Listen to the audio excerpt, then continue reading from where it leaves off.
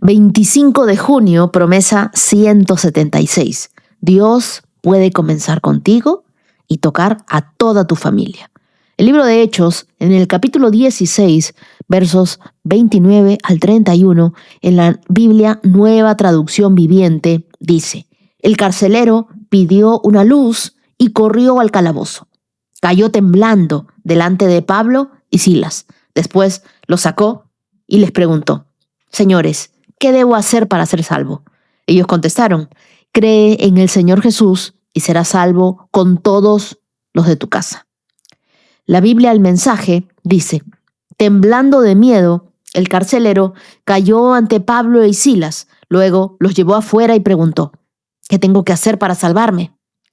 Pon toda tu confianza en el Maestro Jesús. Entonces tú y todos los que viven en tu casa encontrarán la salvación. La promesa es que Dios tiene la capacidad de comenzar una obra en una sola persona y eso extenderlo hacia toda una familia, porque Él extiende su gracia. Lo que empieza como una oración en secreto puede convertirse en una herencia espiritual para tus generaciones. ¿Qué te quiero decir con esto? Que de repente tú no mides el impacto que está teniendo tus oraciones sobre la vida de tu familia. Tú dices: es una simple oración, es que yo no sé orar. Te equivocas. Si tú sabes hablar, sabes orar. Si tú sabes mantener una conversación con un amigo, entonces tranquilamente puedes conectar con Dios y abrirle tu corazón y contarle qué es lo que pasas. De repente tú me dices: es que yo soy el único creyente en mi familia. Soy el único que cree en Dios. O alguna me puede decir: soy la única que ora, la única que sigue esperando, el único que se aferra a las promesas. Pero quiero que le prestes atención a esto. Dios tiene una larga historia, comenzando grandes historias familiares a través de una sola persona disponible. Quizás hoy tú eres el único, la única que cree, pero eso no significa que tú estás solo o sola. Significa que Dios ya encontró por dónde comenzar. El cambio en tu familia vendrá a través de ti, a través de tu testimonio. Quizás sin muchas palabras, pero con conducta, con oración, con espiritualidad. Aquí, para estar en contexto, estamos en Filipos, una importante colonia romana en Macedonia, que fue fundada por los veteranos del ejército romano. Era una ciudad orgullosa de su cultura, de sus leyes, de su disciplina militar. Pablo y Silas no estaban en una cárcel común. Habían sido golpeados públicamente. Habían sido encerrados en el calabozo más profundo después de liberar a una joven esclava que era explotada por sus dueños para obtener ganancias mediante la adivinación y la brujería. Entonces aquellos hombres no estaban presos por hacer el mal, estaban presos por hacer el bien. Estaban con la espalda abierta por los azotes y los pies asegurados en cepos. Ellos hicieron algo que desafió toda lógica humana. A la medianoche comenzaron a adorar, es decir, a cantarle a Dios. Entonces Dios respondió con un terremoto sobrenatural que sacudió los cimientos de la prisión. Las cadenas cayeron, las puertas se abrieron, pero nadie escapó. Y allí ocurrió algo aún más grande que el terremoto. El corazón del carcelero comenzó a abrirse, porque los milagros más grandes de Dios rara vez suceden en las puertas de una cárcel, suceden en el interior de un corazón. Ahora, es muy importante que tú sepas esto. En el sistema romano, si un preso escapaba, el carcelero debía recibir el castigo destinado al fugitivo. Por eso es que él sacó su espada.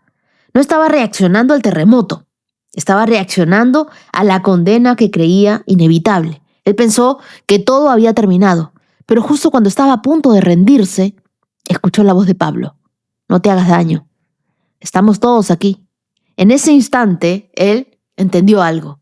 Los hombres que tenían razones para odiarlo acababan de salvarle la vida. Los hombres encadenados poseían una libertad que él nunca había conocido. Los hombres golpeados tenían una paz que él jamás había experimentado. Entonces, la pregunta más importante de toda tu vida es: ¿qué debo hacer para ser salvo? Las preguntas más importantes nacen en las noches más oscuras. El carcelero no hizo esta pregunta en una reunión, en una iglesia. No la hizo en un momento de tranquilidad. La hizo cuando todo se estaba derrumbando. Y a veces los terremotos que más nos asustan son los mismos que Dios usa para despertarnos. Una enfermedad, una pérdida, una traición, una crisis financiera, un diagnóstico inesperado, un fracaso. Lo que parecía destruirte puede convertirse en el lugar donde finalmente escuchas a Dios. Porque muchas veces Dios utiliza aquello que nunca habrías escogido para llevarte al lugar donde siempre quiso encontrarte. Hay temporadas que parecen un final, pero para Dios son un comienzo. Date cuenta de que Pablo no le entregó una lista de requisitos. No le pidió que arreglara primero toda su vida. No le dijo que debía volver y ser perfecto. Simplemente le respondió: cree en el Señor Jesús. Y esa es la respuesta más poderosa de la historia. Cree en el Señor Jesús. La salvación no se compra. La salvación no se merece, porque si no, ni tú ni yo la mereceríamos. La salvación no se negocia, simplemente se recibe si tú crees en el Señor Jesús. Dios no te pide que lo entiendas todo antes de creer. Él te pide que creas antes de entenderlo todo. Hay una diferencia. La fe no es la recompensa de los que tienen todas las respuestas. Es el punto de partida de quienes finalmente reconocen que necesitan a Dios. Porque Dios no está en busca de personas perfectas. Dios busca personas que sepan cuánto lo necesitan. Tu fe tiene un alcance mayor del que imaginas. Cuando Pablo dijo: serás salvo junto con todos los de tu casa, no estaba prometiendo una salvación automática. Estaba revelando un principio espiritual. La obra que Dios comienza en una persona rara vez termina solamente en esa persona. ¿Qué te estoy enseñando hoy? Que lo que Dios comenzó en ti no termina en ti. Afecta directamente a tu familia. Y eso lo vemos en toda la Biblia. La fe de Noé alcanzó a su familia. La fe de Rahab protegió toda su casa. La fe de Cornelio abrió una puerta para todos los que estaban bajo su techo.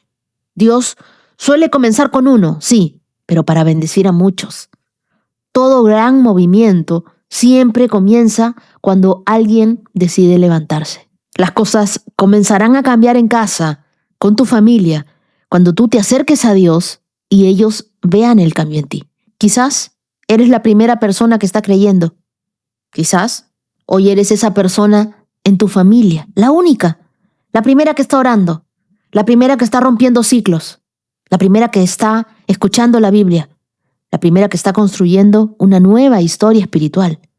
Y aunque todavía no veas los resultados, Dios está orando.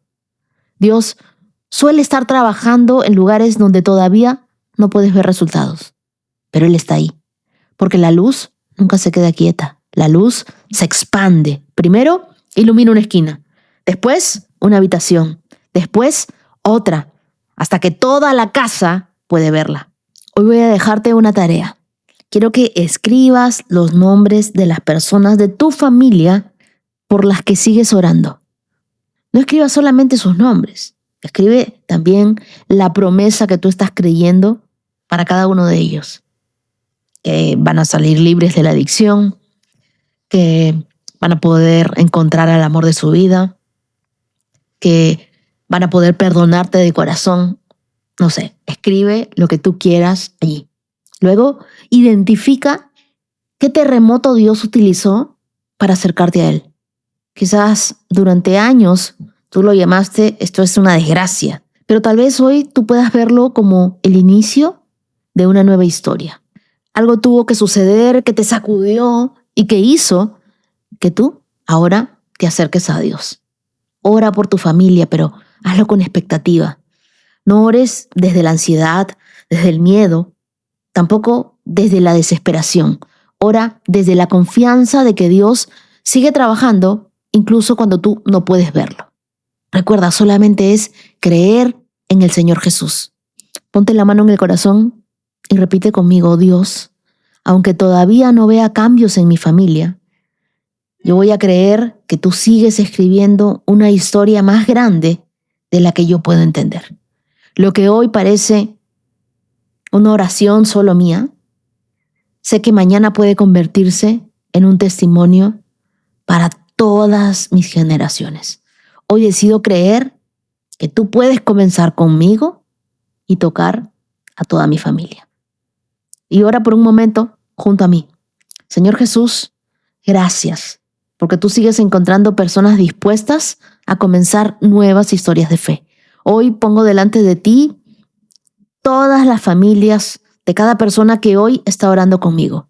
Tú conoces sus nombres, tú conoces sus heridas, tú conoces sus conflictos, tú conoces sus dudas, tú conoces sus luchas y tú estás presente en cada corazón y en cada vida. Te pido que hoy hagas lo que solamente tú puedes hacer. Nosotros no podemos cambiar a nadie, solo tú, Dios. Abre las puertas que nadie puede abrir. Sana lo que parece imposible de sanar. Alcanza a aquellos que hoy parecen estar cada vez más lejos. Danos paciencia, Dios, para seguir esperando. Danos la fe para seguir creyendo. Y danos amor para seguir orando. Ayúdanos a recordar que nuestra obediencia puede convertirse en la bendición de nuestra familia. Yo creo que tú sigues obrando aun cuando mis ojos todavía no vean cambios. Y yo confío que en lo que tú comienzas, lo terminas. Gracias, Señor. Yo y toda mi casa cree en ti. Oro en el nombre de Jesús. Amén. Y gracias por correr cada día conmigo esta carrera de fe. Si este podcast bendice tu vida, estas promesas te acercan más a Dios y te ayudan a caminar en la fe, te animo a visitar mi página web wendyneciosub.com, Wendy con doble D, y allí vas a encontrar distintas formas de apoyar mi ministerio para que la palabra de Dios pueda seguir llegando cada día a más personas alrededor del mundo que necesitan escucharla. También puedes compartirme tu testimonio y contarme lo que Dios está haciendo en tu vida a testimonios@wendyneciosub.com. Siempre será para mí una alegría leer lo que Dios está haciendo en tu vida y en la vida de tu familia. Gracias por ser parte de los íntimos generosos, gracias por orar, por compartir cada episodio, por sembrar y por ayudarme a llevar esperanza a miles de personas cada día. Y ahora comenzamos con nuestro reto de la Biblia. Las lecturas que nos acompañan este día las encontramos en Segunda de Reyes, capítulo 8, verso 1, hasta el capítulo 9, verso 13. Hechos, capítulo 16, verso 16 al 40. El Salmo 43, versos del 1 al 12. Y Proverbios, capítulo 17, verso 26. Y ahora te pido que tomes tu Biblia, tu lapicero, tu cuaderno, le pidas al Espíritu Santo que te hable. Ponte tus lentes de la fe, abróchate los cinturones. Comenzamos en 3, 2, 1, adelante. Segunda de Reyes, capítulo 8.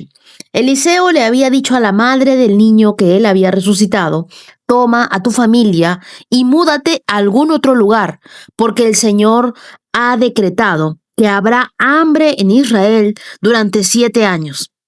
Entonces la mujer hizo lo que el hombre de Dios le indicó. Tomó a su familia y se estableció en la tierra de los filisteos por 7 años. Una vez que pasó el hambre, la mujer regresó de la tierra de los filisteos y fue a ver al rey para recuperar su casa y sus tierras. Cuando ella entró, el rey estaba conversando con Giezi, el sirviente del hombre de Dios, y acababa de decirle: cuéntame alguna de las grandes cosas que ha hecho Eliseo. Cuando Giezi estaba relatándole al rey la ocasión en que Eliseo le había devuelto la vida a un niño, en ese preciso instante, la madre del niño entró para presentarle al rey la petición de su casa y de sus tierras. Mire, mi señor el rey, exclamó Giezi, ella es la mujer y este es su hijo, al que Eliseo volvió a la vida. ¿Es cierto?, le preguntó el rey, y ella le contó la historia. Entonces el rey dio instrucciones a uno de sus funcionarios para que la mujer recuperara todo lo que había perdido, incluso el valor de todos los cultivos que se habían cosechado durante su ausencia. Luego, Eliseo fue a Damasco, la capital de Aram, donde el rey Ben-Hadad estaba enfermo. Cuando alguien le informó al rey que el hombre de Dios había llegado, el rey le dijo a Hazael: llévale un regalo al hombre de Dios. Luego, dile que le pregunte al Señor, ¿voy a recuperarme de esta enfermedad?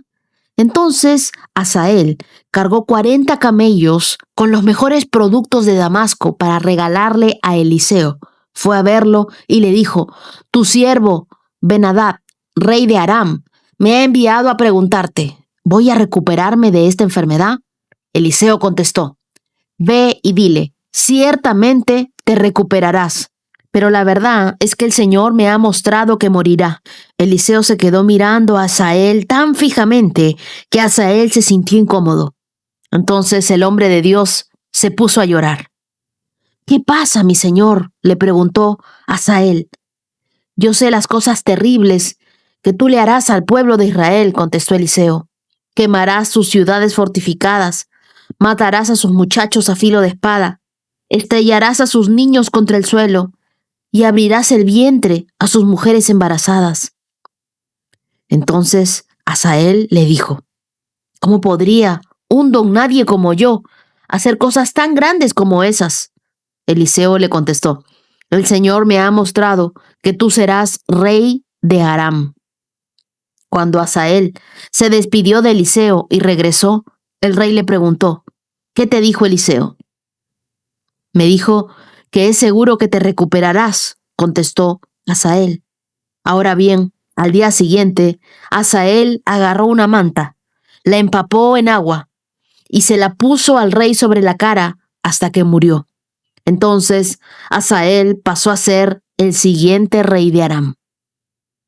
Joram, hijo del rey Josafat de Judá, comenzó a gobernar Judá durante el 5º año del reinado de Joram, hijo de Acab, rey de Israel. Joram tenía 32 años cuando subió al trono y reinó en Jerusalén 8 años.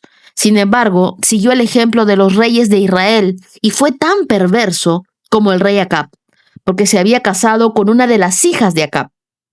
Así que Joram hizo lo malo a los ojos del Señor. El Señor no quiso destruir a Judá porque le había prometido a su siervo David que sus descendientes seguirían gobernando, brillando como una lámpara para siempre.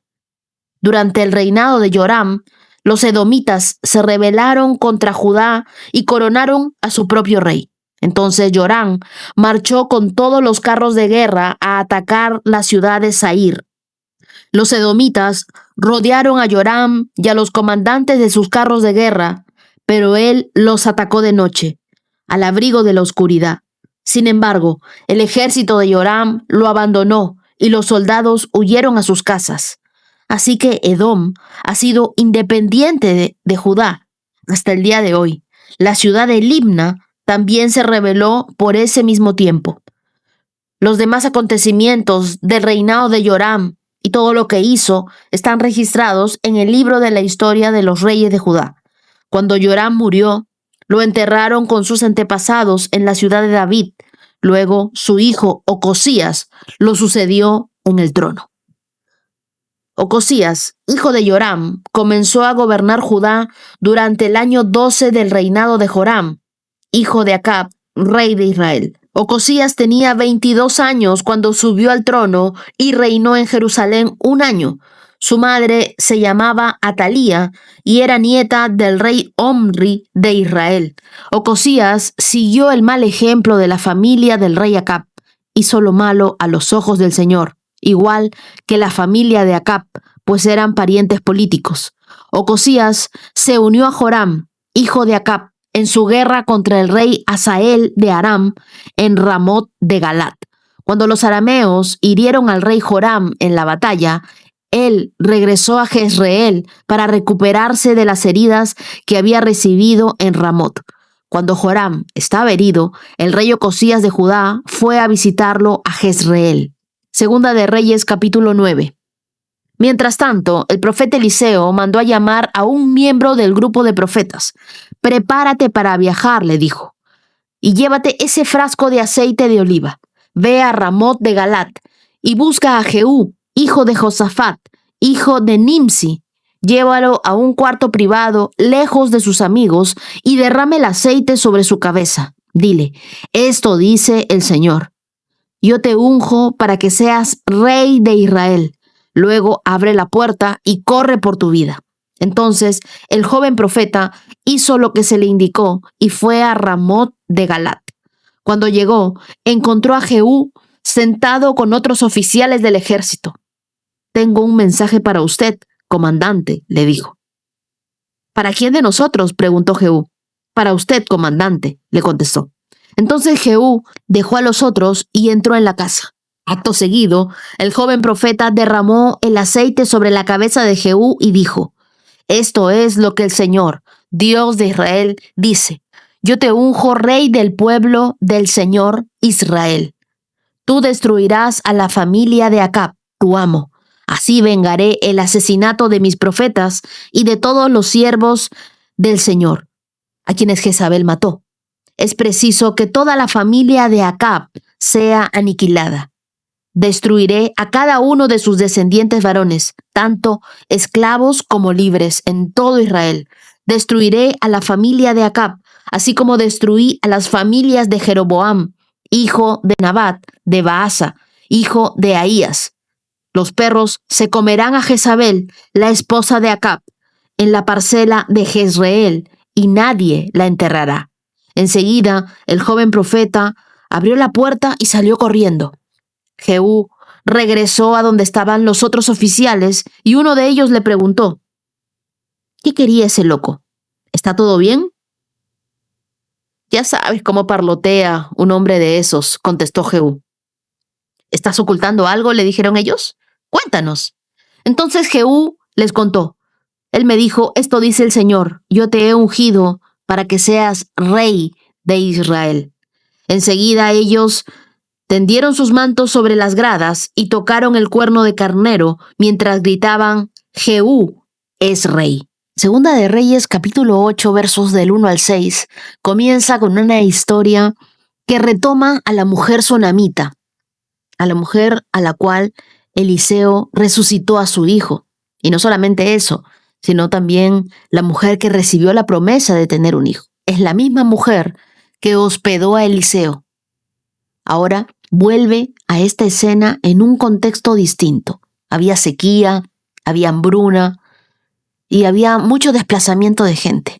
Eliseo le había advertido que se fuera y ella obedeció. 7 años después, al regresar, su casa y sus tierras ya no le pertenecían. En Israel, después de una ausencia prolongada, las tierras podían ser reclamadas por el Estado o por otros ciudadanos. Entonces, la mujer sunamita no tenía un defensor, pero sí tenía un testimonio. Cuando ella llega al rey, Giezi, el ex sirviente de Eliseo, justo estaba contando su historia. ¿Coincidencia? No creo. Diosidencia, sí. Este es un pasaje que Dios le regaló a mi mamá justo cuando estábamos pasando por un momento muy difícil en casa. Nos había llegado una notificación que daba miedo, de desalojo, de intervención. Y es en ese momento donde ella recibe este pasaje, que nos recuerda que Dios siempre está trabajando en lo invisible para mostrarnos que nunca estamos solos. Dios no olvida a los que obedecen. Cuando parece que tú perdiste todo por hacer lo correcto, Dios se encarga de restaurarlo todo y con intereses. Lo primero que yo quiero que veamos en esto es el verso 1. Eliseo le había dicho a la madre del niño: «Toma tu familia y múdate a otro lugar, porque el Señor ha decretado que habrá hambre en Israel durante 7 años». Entonces, la mujer sunamita recibe una advertencia directa de Eliseo. Una hambruna viene sobre la tierra y debes irte con tu familia durante 7 años. Ella, sin protestar, obedece en silencio. Esta escena nos recuerda que quienes caminan en intimidad con Dios muchas veces reciben la dirección de Dios antes de que la tormenta llegue. La obediencia a Dios es como un paraguas. No nos va a evitar la lluvia, pero te protege de empaparte. Esta mujer no discutió con lógica, no exigió una garantía, no le pidió a Eliseo explicaciones, simplemente se fue, confiando en la voz de un hombre de Dios, en tiempos inciertos. Luego de dejar sus tierras abandonadas, estas tierras podían ser apropiadas por otros ciudadanos, incluso reclamadas por el Estado.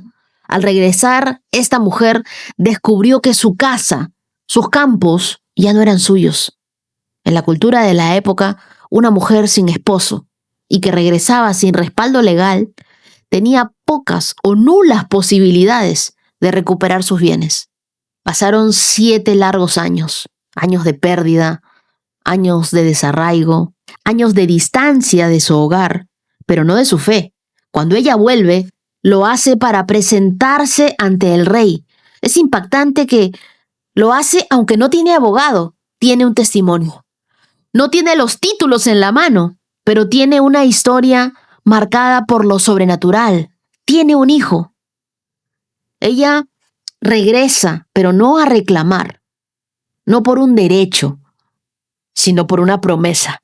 ¿No te parece increíble que Giezi, el ex sirviente de Eliseo, ahora le esté contando al rey cómo sucedieron las cosas? El rey, impactado por lo que escucha y ve, ordena que se le devuelva todo, su casa, sus tierras. Y esto es poderoso. El valor de todos los cultivos cosechados durante los 7 años que ella estuvo ausente, nos dice el verso 6. Y se ordenó que la mujer recuperara todo lo perdido. Es decir, Dios no solo le devuelve lo que perdió, también lo que no pudo trabajar. ¿Sabes cómo se llama eso? Restitución. Dios te devuelve y tú recuperas todo lo que pensabas perdido. Yo no sé para quién es esto hoy día, pero esto no es una simple devolución. Es una restitución sobrenatural. La Biblia no dice que solo recuperó su casa. Lo que la Biblia dice es que el rey designó que sus funcionarios se encargaran de este asunto y dijo: devuélvanle todo lo que era suyo y súmenle, incluyan el valor de todas las cosechas que se recolectaron durante su ausencia. Porque cuando algo es para ti, Dios no va a dejar que el enemigo trate de robarlo. Lo que Dios te devuelve no viene en la misma medida que tú lo perdiste, viene en una medida de mayor generosidad. Quizás hoy tú te identificas con esta mujer. Obedeciste a Dios, dejaste algo atrás, perdiste algo importante y al volver pareciera que ya no hay lugar para ti. Pero escucha esto con el corazón. Lo que el enemigo quiso ocupar, Dios lo puede restaurar con intereses. A veces lo que parece una pérdida temporal es una preparación para la restitución gloriosa de Dios. Por eso no te presentes ante nadie con quejas. Preséntate con tu historia. Tu obediencia tiene voz. Tu fe tiene huellas. Y tu dolor tiene un propósito. De repente esto es como alguien que dejó su negocio por una temporada de enfermedad y al volver encontró que lo habían reemplazado. Pero justo en ese momento, alguien que conocía su integridad lo recomienda para algo mayor. Dios no necesita que tú defiendas tu causa. Él ya movió corazones para recibirte. Luego vemos en los versos del 7 al 15 que Eliseo va a Damasco, la capital de Siria. El rey de Ben-Hadad está enfermo y envía a su servidor Hazael para consultar al profeta. Eliseo dice: ciertamente te recuperarás, en el verso 10, pero la verdad es que el Señor me ha mostrado que morirá. Y luego llora. ¿Por qué? Porque sabe que Hazael se convertirá en rey y también que será un instrumento de violencia. Ahora, no todos los ascensos son respuestas de Dios. Algunos son pruebas disfrazadas de promociones. Hazael escuchó lo que quiso escuchar y actuó con ambición. Mató al rey para tomar su lugar. Lo que nos enseña que no todo lo que puedas hacer es lo que debes hacer.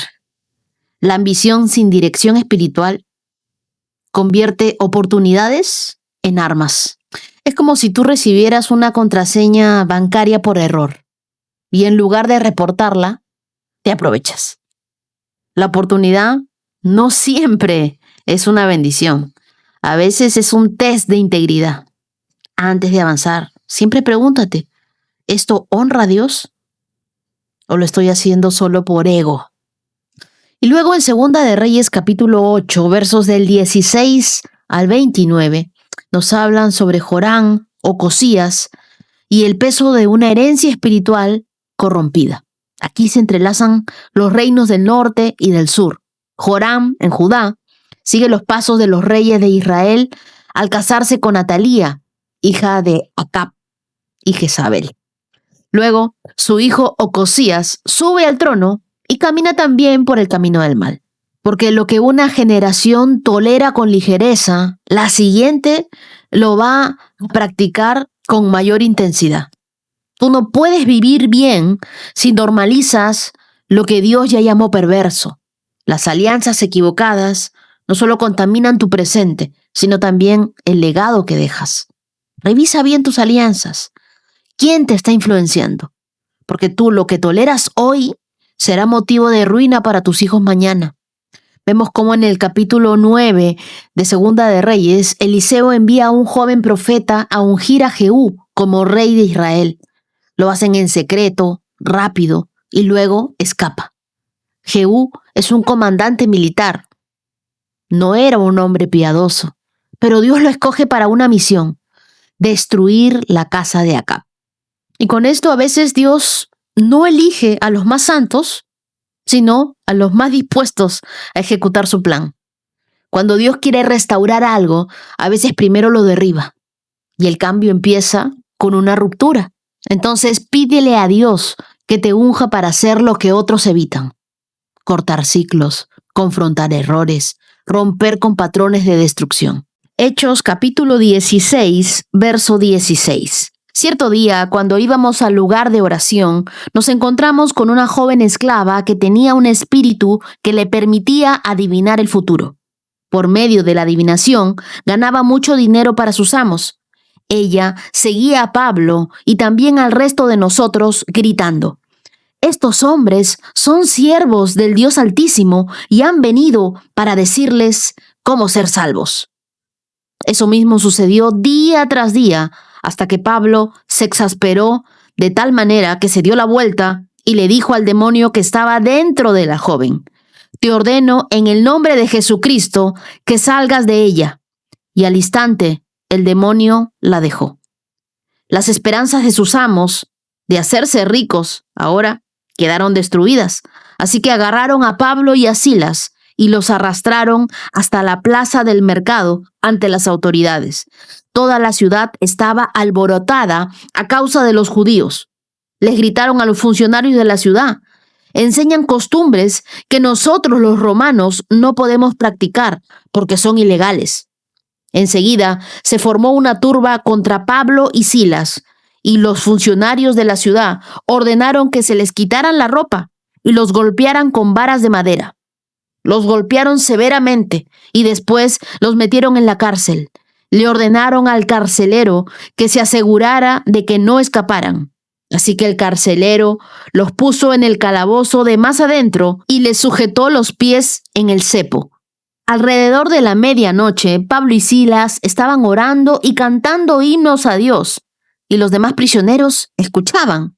De repente hubo un gran terremoto en la cárcel que sacudió hasta sus cimientos. Al instante, todas las puertas se abrieron de golpe y a todos los prisioneros se les cayeron las cadenas.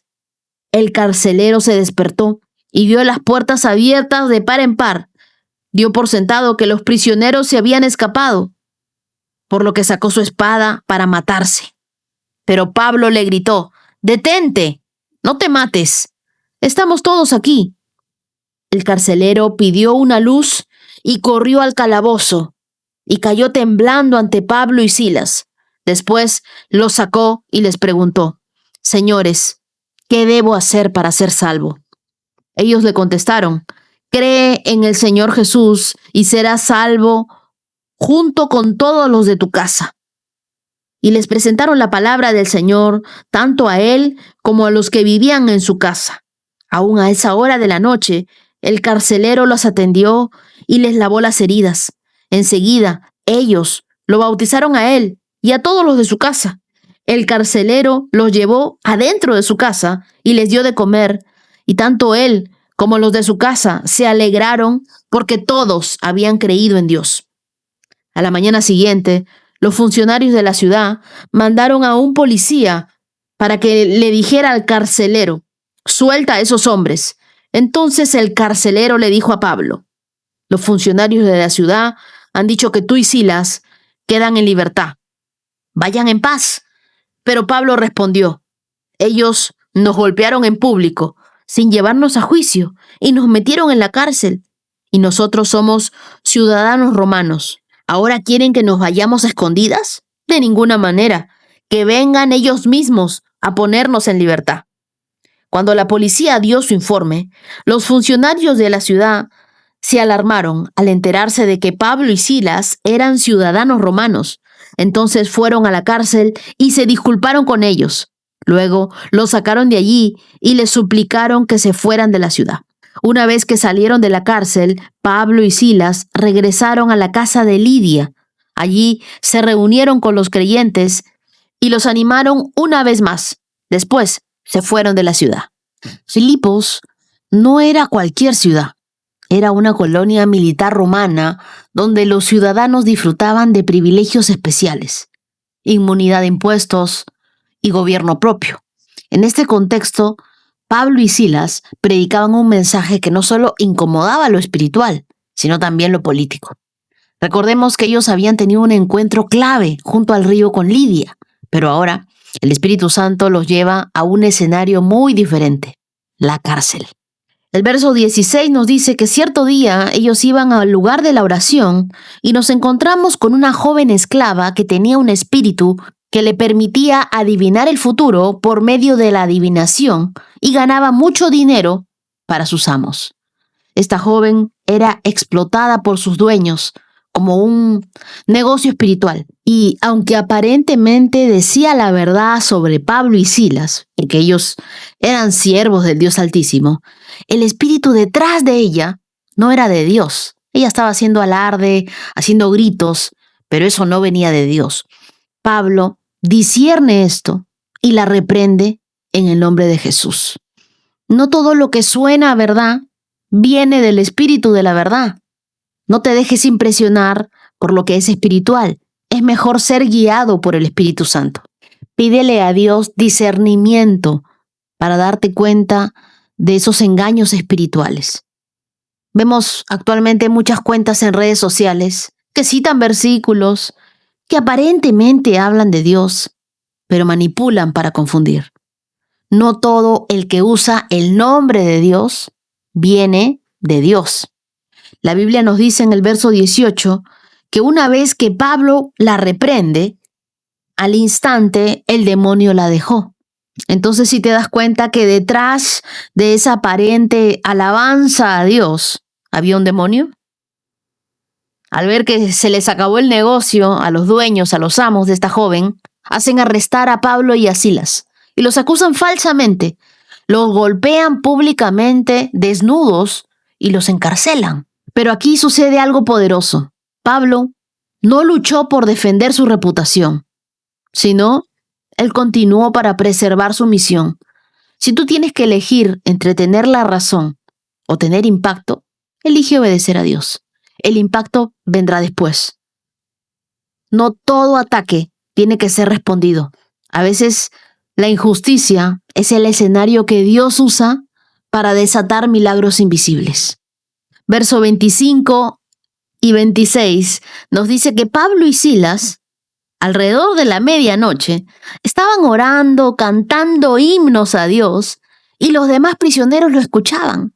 ¿Y sabes qué sucede? La alabanza sacude los cimientos. Es uno de los momentos más gloriosos en el libro de todos los Hechos. No hay que perder de vista esto. Ellos no estaban alabando porque fueron liberados. No, ellos estaban alabando mientras seguían atados. Y fue ahí, en esa adoración sin condiciones, que los cimientos temblaron y que las puertas se abrieron y que las cadenas se soltaron. La alabanza no es la respuesta al milagro, es el detonante. Cuando ya tú no puedas hacer nada más en tus fuerzas, adora, ora. Tu canción puede ser más poderosa que tu plan. Versos del 27 al 34 nos dicen que el carcelero, al ver las puertas abiertas, piensa en suicidarse, pues perder a un preso era una vergüenza capital. Pero Pablo le grita: no te hagas daño, detente, estamos todos aquí. Y este detalle revela algo clave. La libertad en Cristo no se trata de escapar, sino de transformar. Pablo no huyó, se quedó para salvar una vida. ¿Y sabes qué? El carcelero termina creyendo en Cristo, siendo bautizado con todos los de su casa, toda su familia. Y ellos pasaron de la oscuridad del calabozo a la luz del evangelio en su comedor. Cuando Dios te libere de algo, no te vayas corriendo. Quédate un momento. Puede haber alguien que necesita tu testimonio para encontrar su fe. Salmos 143. Oye mi oración, oh Señor, escucha mi ruego. Respóndeme porque tú eres fiel y justo. No lleves a juicio a tu siervo, porque ante ti nadie es inocente. El enemigo me ha perseguido y me ha tirado al suelo y me obliga a vivir en la oscuridad como los que están en la tumba. Estoy perdiendo toda esperanza. Quedo paralizado de miedo.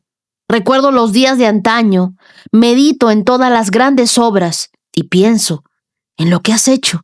A ti levanto mis manos en oración. Tengo sed de ti como la tierra reseca tiene sed de lluvia.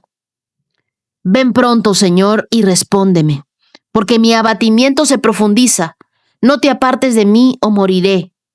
Hazme oír cada mañana acerca de tu amor inagotable, porque en ti confío. Muéstrame por dónde debo andar, porque a ti me entrego. Rescátame de mis enemigos, oh Señor. Corro a ti para que me escondas. Enséñame a hacer tu voluntad, porque tú eres mi Dios. Que tu buen espíritu me lleve hacia adelante con pasos firmes. Para la gloria de tu nombre, oh Señor, preserva mi vida. Por tu fidelidad, sácame de esta angustia. En tu amor inagotable, silencia a todos mis enemigos y destruye a todos mis adversarios, porque soy tu siervo. Este Salmo 143 es uno de los salmos atribuidos a David. Fue escrito en esta época de persecución, probablemente mientras huía de Absalón o del rey Saúl. Y aquí vemos a un David quebrantado, sin fuerzas, sin dirección, sin defensores, solo con una oración. Sus palabras reflejan ansiedad, depresión, cansancio espiritual y un profundo anhelo de ser restaurado por Dios. Pero también vemos una verdad inquebrantable. Cuando tú no tienes nada más que orar, Dios es más que suficiente para sostenerte. Cuando tú sientes que tu alma se hunde, la fidelidad de Dios es la única que te sostiene. David comienza diciéndole: oye mi oración, oh Señor, escucha mi ruego, respóndeme, porque eres fiel y justo. David no apela a sus méritos, sino al carácter de Dios. Le dice: eres fiel, eres justo. Él sabe que su única base para ser escuchado es la fidelidad del Señor, no su propia justicia. Entonces, ora recordando quién es Dios, no quién eres tú.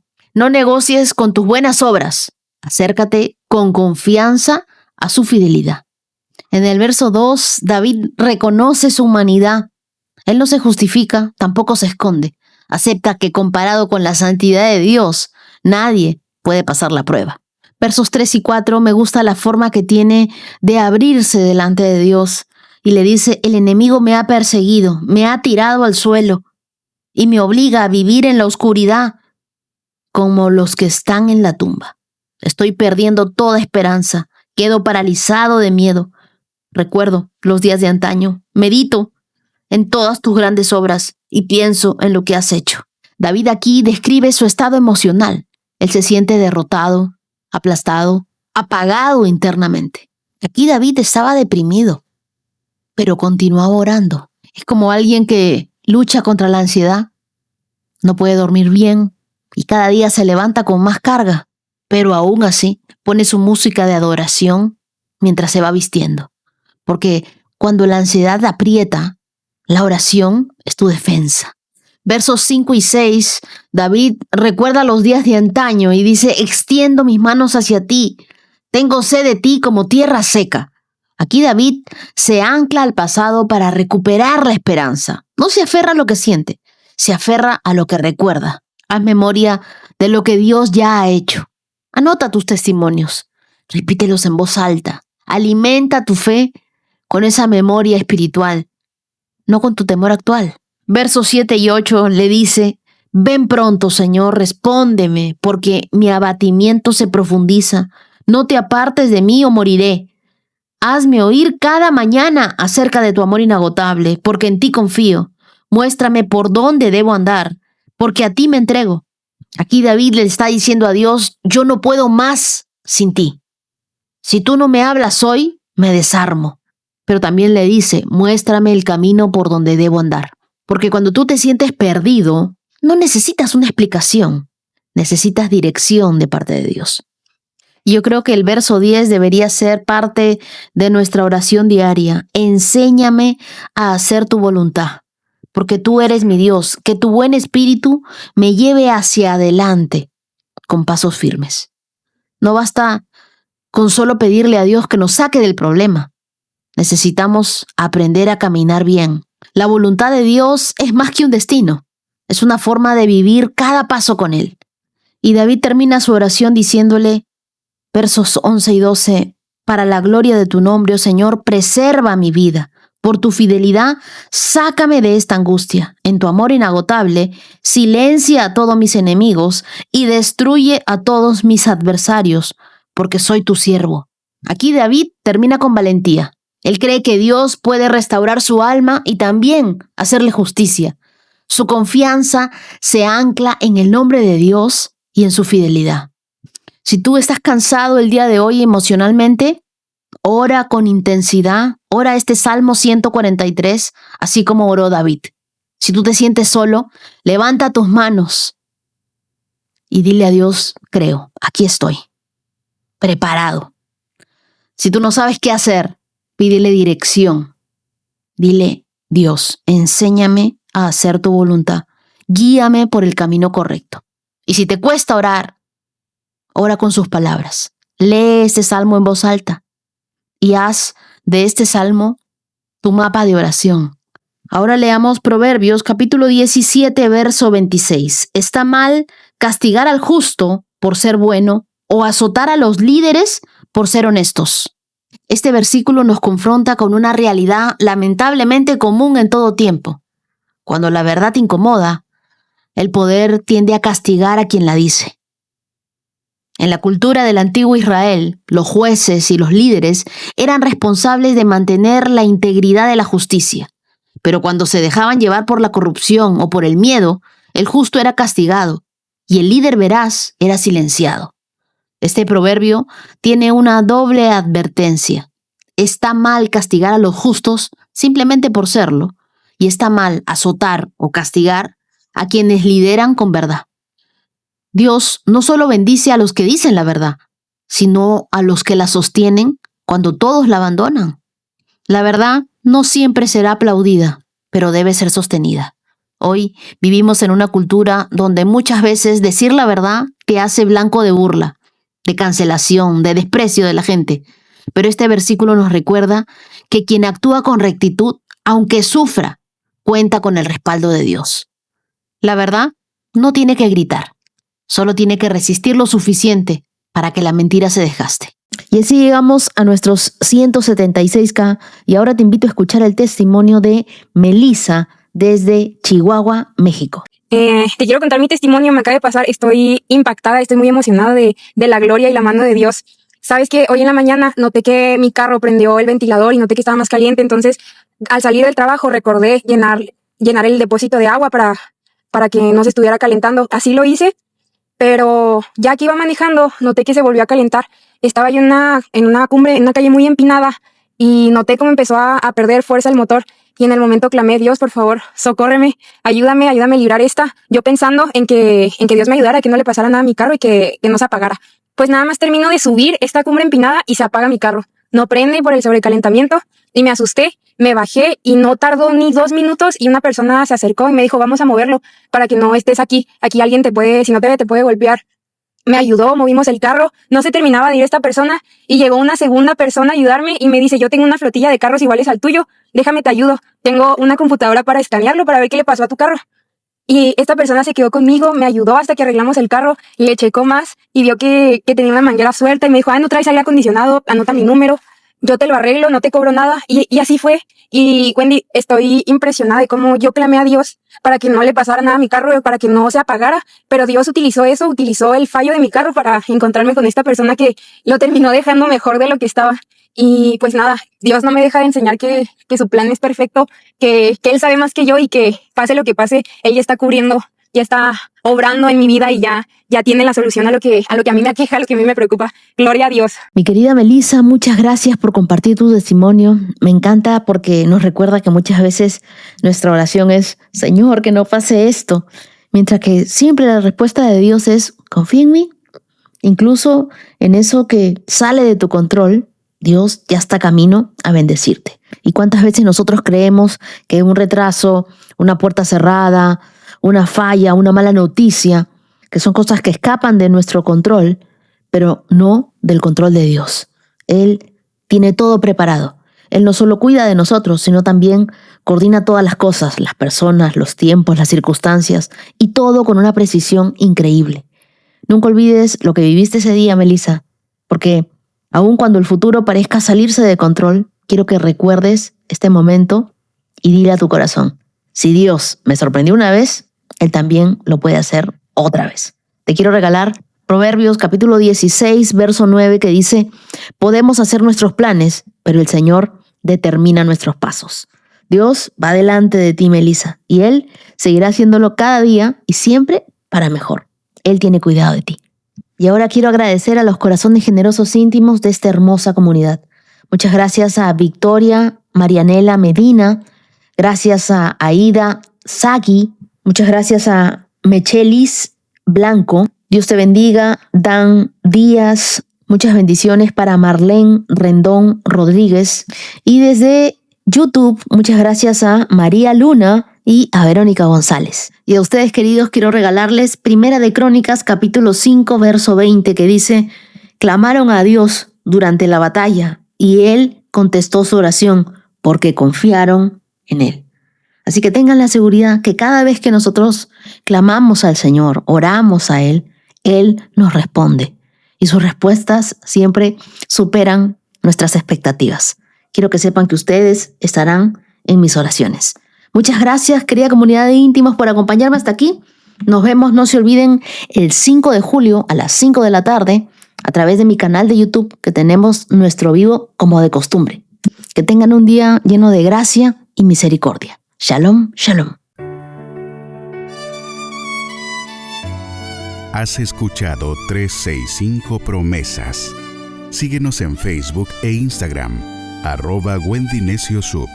Hasta la próxima. Bailan sin control, mi suspiro rompe el silencio, buscando un rayo de sol. Promesa, promesa, promesa que salva. Oh, promesa, promesa, promesa que guía.